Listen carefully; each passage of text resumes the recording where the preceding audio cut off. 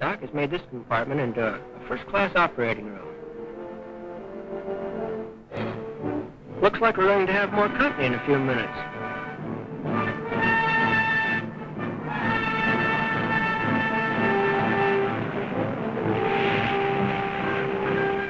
You know, this picking up of flyers is getting to be quite a habit with us.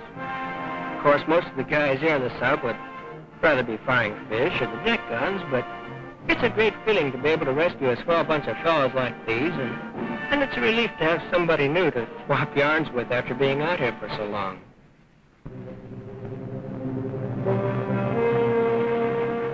Sometimes the kid you and I used to know back home isn't so lucky. We're doing all we can.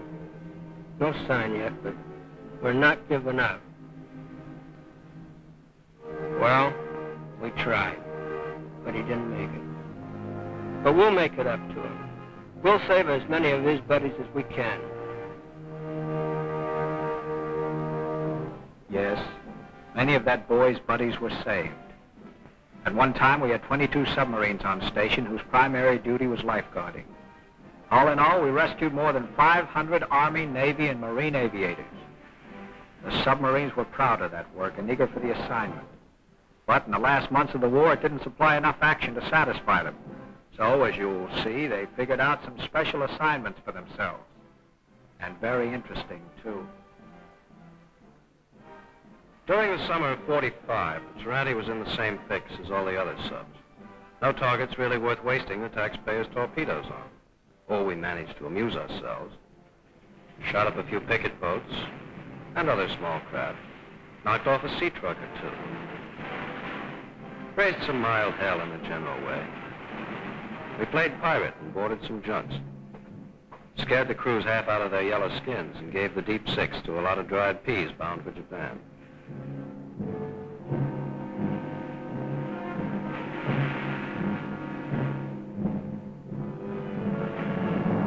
We took a few prisoners.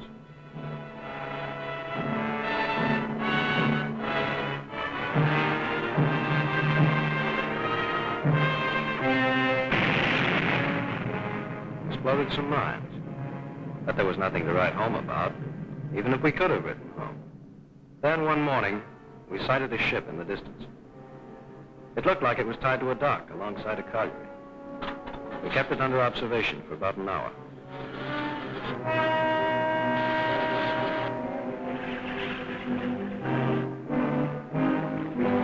Looked like a 2,000 or 3,000 ton freighter, taking on coal by conveyor.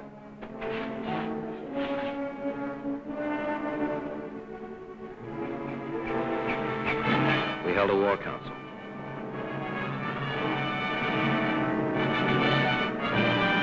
It'd be risky, entering a harbor full of rocks and shoals. Should we try it? Well, we didn't come out here to sit on our duffs. We changed course.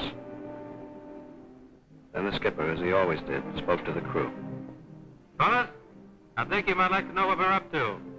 There's a 2,000 or 3,000 ton freighter in the harbor tied to a colliery dock, taking on coal. That's the biggest ship we've seen so far, and targets are too scarce these days to let any pass. On the good side of the ledger, I can mention these two items. One, there seems to be a lack of patrol craft in this spot, and two, I don't think there are any mines because there's an awful lot of small craft around. Now, on the bad side of the ledger, the harbor's full of rocks and shoals, and navigation's going to be tough. We'll make a submerged attack, but then we'll have to service and high-boat it out. If we're caught in here submerged, it'll be just too bad. However, we have the best navigator in the business, so what are we waiting for? Let's go. Battle stage is submerged. We got into position, went through the preliminaries.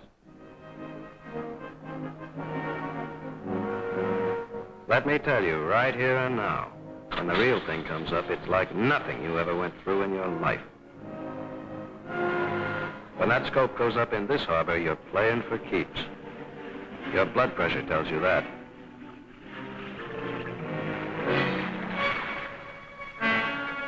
The sweat on your hands and the butterfly in your chest keep reminding you that when you get within 1,000 yards of your target, you're going to let go with everything you've got.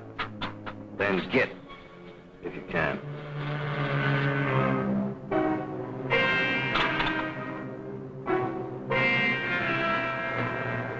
The exec's look confirms it. We're dead on. And coming closer. Closer.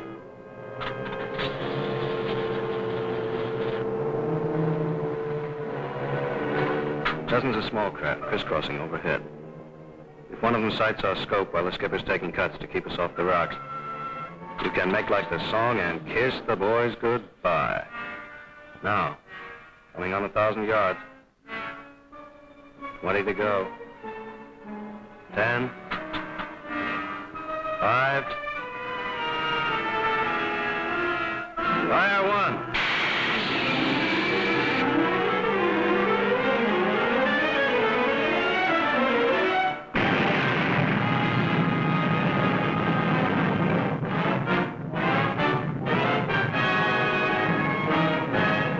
Look at him scramble. Nuts. She's listing to port and down by the bow, but still afloat. Hey, wait a minute. They manned that deck gun there on the right. Looks like they think a plane got him. But we can't surface while that gun's still in business. All right, then, let her have another fish. Just ahead of the stack.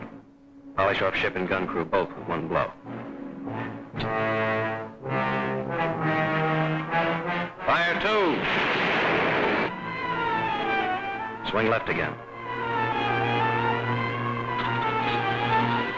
Sonar reports fish ran true, but suddenly stopped. No explosion. Must have buried itself in a mud bank or a torpedo net. But there's not time to speculate. The Nip gun crew spotted our periscope. They're taking pot shots at us. Better slip them another fish, and quick. Steady on 280. Torpedo run, 750. Depth set, 2 feet. Gyro angle, 038. Fire 3.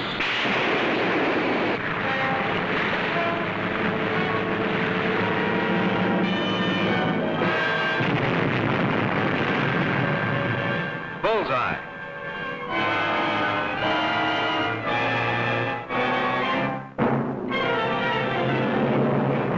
And now, as Shakespeare said, let's not stand upon the order of our going, but let's go.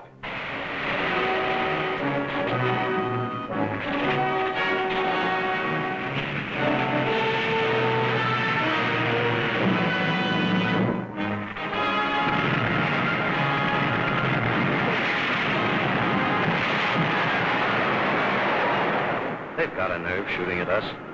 What kind of hospitality do they call that? All right, now let's show some speed. Wait a minute. We must have surfaced too fast. The bow plane should have folded up like a fighter plane's wings. Stuck out like that, they'll drag our speed down till the Japs can catch us with a rowboat. And that's not all that can catch us. Come up, come up. There. Steady as you go, sweethearts. Now we can highball for deep water. But the Jap fire's getting closer. I'm beginning to sweat again.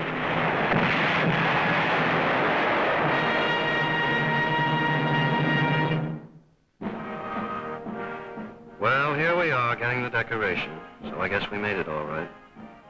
But believe me, it was close. That was months ago, but I've just about now stopped sweating. The Power and Light Company is going to seem awfully beautiful in a few weeks when they hand me that ruptured duck. But, brother, how I'm going to miss this boat. And the boys. Yes, we rewarded our men in the submarines. Tried to honor them for the heroic things they had done. But nothing we can do, nothing we can say can properly express our gratitude to these men of the silent service. And of the men who did not come back, the men who went down with their ships, what can we say? How can we repay them? Shall we not echo their prayer? May God grant that there be no next war. But they know and we know that if there is, and whether it be fought with weapons we now know or with weapons at whose nature we can only guess, you will find submarines in the thick of the combat, fighting with skill, determination, and matchless daring, doing their utmost for all of us. For our United States of America.